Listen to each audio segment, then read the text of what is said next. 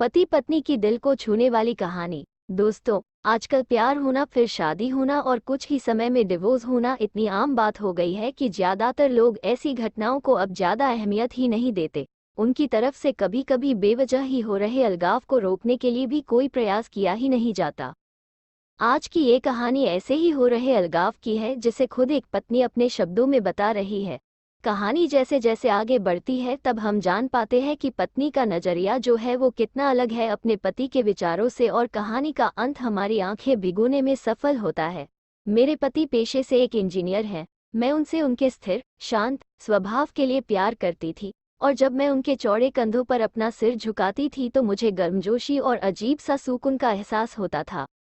3 साल प्रेमालाप और अब शादी के 2 साल बीतने के बाद मुझे ये स्वीकार करना होगा कि मैं इससे थक गई हूँ। मेरे पहले उसे प्यार करने के जो भी कारण थे, अब वही मेरी सारी बेचैनी के कारण बन गए हैं। मैं एक भावुक महिला हूँ और जब रिश्ते और मेरी भावनाओं की बात आती है तो मैं बेहद संवेदनशील हूँ। मैं रोमांटिक पलों के लिए उसी तरह तरसती हूँ जैसे कैंडी के लिए तरस रही एक छोटी लड़की। मेरे पति मेरे बिल्कुल विपरीत है। उनकी संवेदनशीलता की कमी और हमारी शादी में रोमांटिक पलों को लाने में उनकी असमर्थता ने मुझे प्यार के विषय में निराश कर दिया है। एक दिन मैंने आखिरकार उसे अपने मन की बात बताने का फैसला किया कि मुझे तलाक चाहिए, और मैंने हिम्मत करके उसे बताया। आखिर क्यों? चौंकते हुए उसने पूछा। मैं थक गई हूँ। दुनिया में हर चीज का कोई कारण नहीं होता है, मैंने कहा। वो पूरी रात चुप रहा, हर समय हाथ में एक जलती हुई सिगरेट लिए गहरे विचारों में डूबा रहा। इससे मेरी निराशा की भावना और बढ़ती गई, क्योंकि मैं ऐसे आदमी को देख रही थी जो अपनी दुर्दशा को व्यक्त भी नहीं कर पा रहा था। भला मैं उससे और क्या उम्मीद कर सकती थी?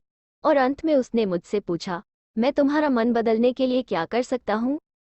किसी ने सच ही कहा है कि किसी के व्यक्तित्व को बदलना मुश्किल है। मुझे लगता है मेरा उस पर से विश्वास उठना शुरू हो गया है। उसकी आंखों में गहराई से देखते हुए मैंने धीरे से उत्तर दिया, मैं तुम्हें एक सवाल पूछती हूँ। अगर तुम्हारा जवाब मेरे दिल को मना सके तो मैं अपना विचार बदल दूंगी। मान लो मुझे एक पहाड़ की चट्टान पर खिला एक फूल चाहिए, और हम दोनों को ये पता हो कि उस फूल को तोड़ने से तुम्हारी मृत्यु हो जाएगी। क्या तुम मेरे लिए ऐसा करोगे?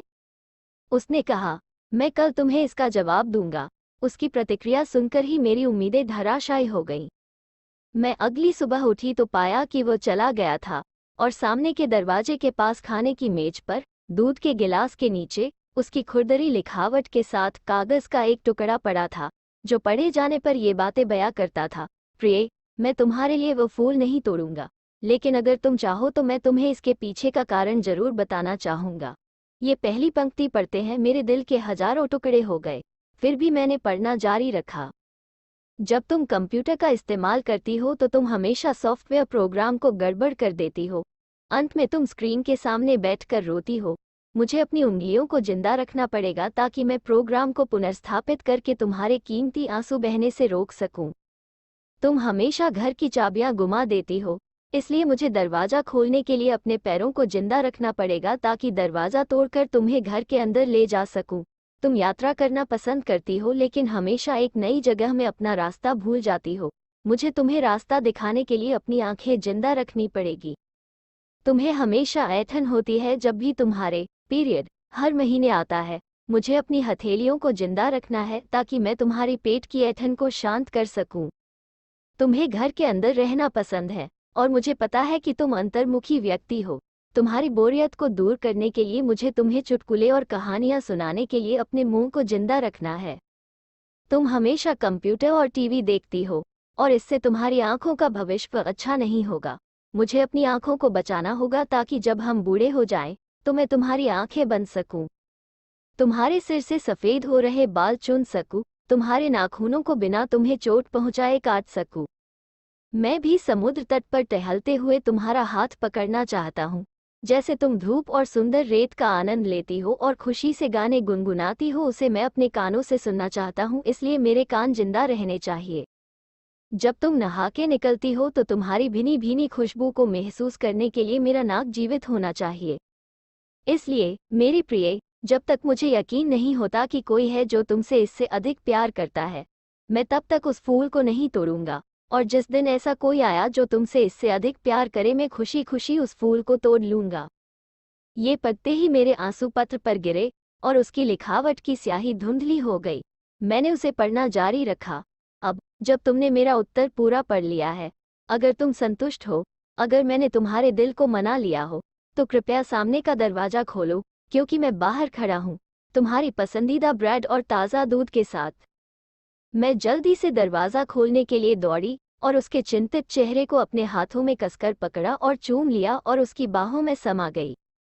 अब मुझे पूरा यकीन हो गया कि कोई भी मुझसे उतना प्यार नहीं करेगा जितना वह करता है, और मैंने फूल को नहीं तोड़ने का फैसला किया। यही जीवन है और प्रेम है। जब कोई प्यार से घिरा होता है तो उत्तेजना की भावना दूर हो जाती है और वह उस सच्चे प्यार को नज़रअंदाज कर देता है जो शांति और नीरसता के बीच में होता है। प्यार सभी रूपों में प्रकट होता है, यहाँ तक कि बहुत छोटे और सूक्ष्म रूपों में भी। इसका कभी एक मॉडल नहीं रहा है। ये सबसे नीरस और उबाऊ रूप में भी हो सकता है। फूल और रोमांस प्यार का हिस्सा हो सकते हैं, पर प्यार नहीं। तो दोस्तों, आपको ये प्यार भरी पति पत्नी की कहानी कैसी लगी? इस छोटी सी कहानी ने आपके भी दिल को छुआ या नहीं?